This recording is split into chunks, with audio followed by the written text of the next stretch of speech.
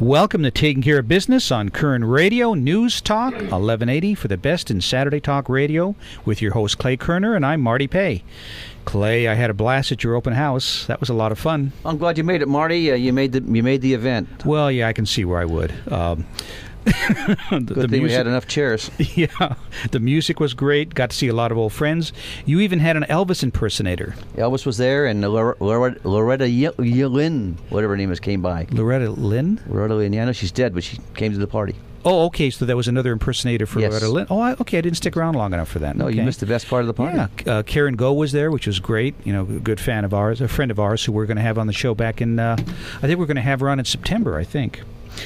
We had a great show last week with Shannon Grove. Clay, I hope you had your Valium today because, hopefully you're going to be a little easier with Wesley and Jeremy than you were last week with Shannon. Well, I'm really excited to be here today because these are guys I really respect. Yes, me too. Not that I don't respect Shannon. I think she's fantastic. But I'm part of this group. Now, the U.S. Army and the U.S. Marines. That's true, you are. Mm-hmm. I am as well. Next week, we're going to have a fun show. We're going to have the crew from the Gaslight Melodrama. That should be a different kind of show. And I want to make a plug for an event tonight, Saturday. If you're looking for something to do tonight, my future daughter-in-law, Shelby Dawn, will be playing with the Stampede tonight at the Crystal Palace. I thought that was Friday and Saturday. It is Friday and Saturday, but see, we're taping this show, and this is supposed to be Saturday. You're supposed to go along with this? You're right, Marty. I'm sorry. Okay. But today we've got a special show. Yeah, Army guys, they just don't, what are you going to do? But today we have a special show for the July 4th weekend. We've got two local heroes, two friends of the show, Jeremy Staat, and who we've had on before, and Wesley Leon Barrientos. Jeremy, Wesley, welcome to Taking Care of Business. Thank you very much, sir. Sir, boy, I love that. Is he calling us sir because he's in the Army and he's just used to that? Well, absolutely. He knows where the respect factor is. So he's going to use sir to us because we're Marines. So, but we love that. That's the way it should be. It's just respect. It's common courtesy, and we try to do that the best we can with each other and everybody we meet. So I'm sure glad you didn't do the respect your elders routine because that would have just hurt my feelings. That's where I was going right now. That's the problem. Is Wesley's the youngest one in the room, so that makes us all his elders. Well, we all work for the same team. This is true. This is true. Hey, I understand you guys took a little trip up to Sacramento last week. Tell me about that. Sure did. Assemblywoman Shannon Grove nominated me as Veteran of the Year for her district, and I was lucky enough to receive that recognition last Wednesday, I believe it was, and it was incredible. It was a very unique event.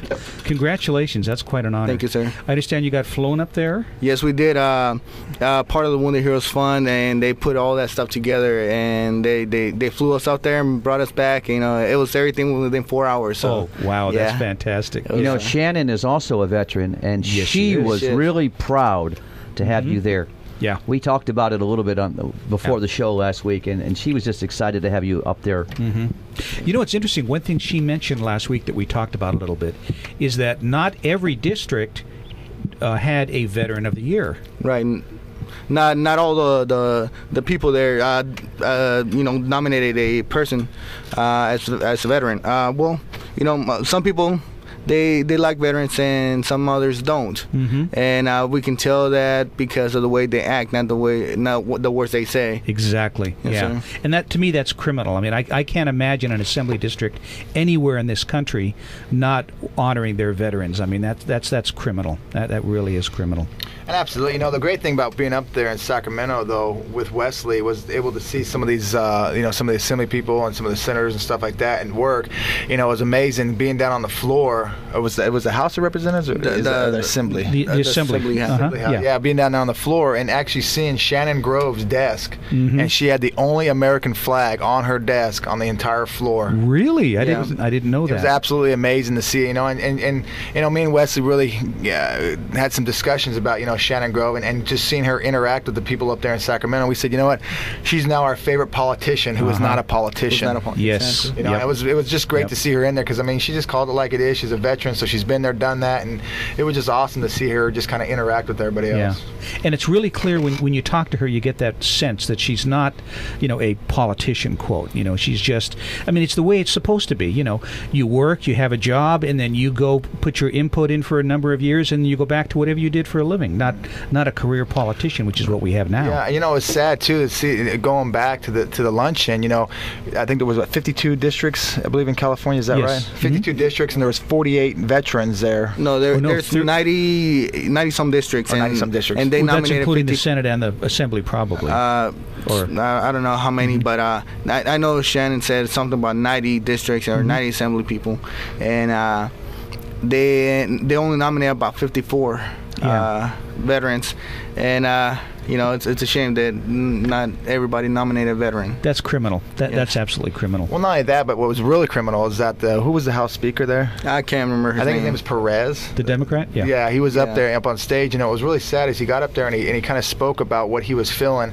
How they had put $1 million aside for the 2.2 million veterans in California, and we kind of looked at each. Me and Wesley looked at each other and go, "Wow, we're worth about 42 cents to the state of California." But on the flip side, he presented this whole line of whatever he was trying to push through there, but then we found out later that he'd actually just cut $10 million out of veteran benefits, and then gave Caltrans a $68 million grant or fund to buy new cars. And then what really kind of ticked us off is that the speaker got down off the stage after running his suck for about 2 minutes, and then just walked directly out of the banquet hall. Didn't even stay for the banquet. Didn't even shake the hand of the guy he nominated. Just walked straight out. Didn't even have lunch with the veteran that he nominated. So we were at the table, and his veteran that he nominated was sitting there by himself, and we just said, "Hey man, thank you for your service." He was a Vietnam guy. It was just amazing to see how he just walked straight out the room. It's funny. I was going to get into that a little later. Talk about your backgrounds first, but I want to get into that a little bit later about the respect. Because that's something that, our generation, the Vietnam era generation, let's get into that a little bit later. For some people that may not know your background, before I do that, let me just reintroduce us. We're having a conversation with Wesley and Jerome on Taking Care of Business. Wesley, tell our listeners your background, your military background, and where you are.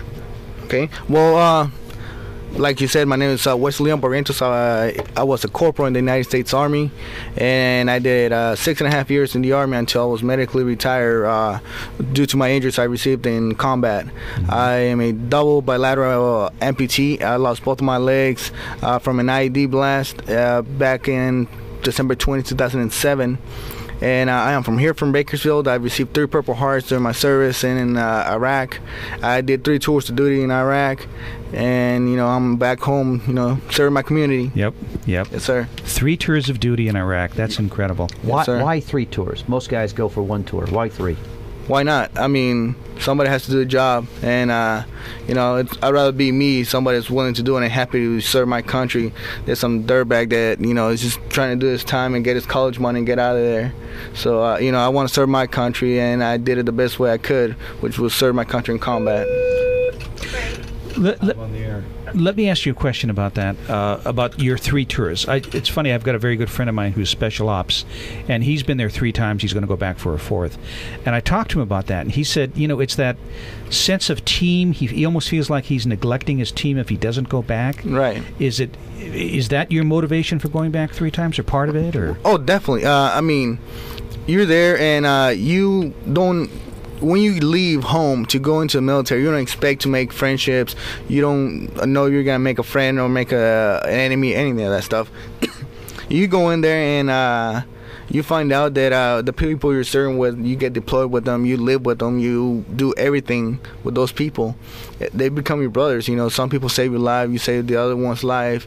They're your brothers. And when I talk to people, I introduce my brothers I serve with. I'm like, "Oh, this is my brother." They're like, "Oh, you guys look nothing alike. Are you guys blood brothers?" I'm like, "Yeah, we're blood brothers." Why? Because either I bled on him or he bled on me. So we're blood brothers. Yeah. And it's that respect, that brotherhood that we bring into a unit and that team that it's just something you can't even compare to anywhere else. It's funny. We were joking about Army versus Marines before we went on, but there is that bond there that you have if you're in the same unit. You like you say, you're going through something, an experience that in a way, is stronger than blood, because you're experiencing something that you can't really explain to anybody else. It's not there. And even just being in the military, you've got this bond that makes it kind of unique. It's a unique experience in life. The odds of being killed, the odds of being disabled or losing limbs, has to increase every time you go back. I would actually say it has to decrease, because the more times you go, the more experience you get, and the more experience you get, the more things you bring to the table, the more you can offer against the enemy. So I think that the odds decrease, because you're down there and you come in as a brand new cherry. Odds are, pretty high that you might get, wounded or killed. Sure, because you're better at what you're at what exactly. you're doing. Yes. Okay, we'll pick up there when we get back. We're here on Taking Care of Business on Kern Radio Newstalk 1180.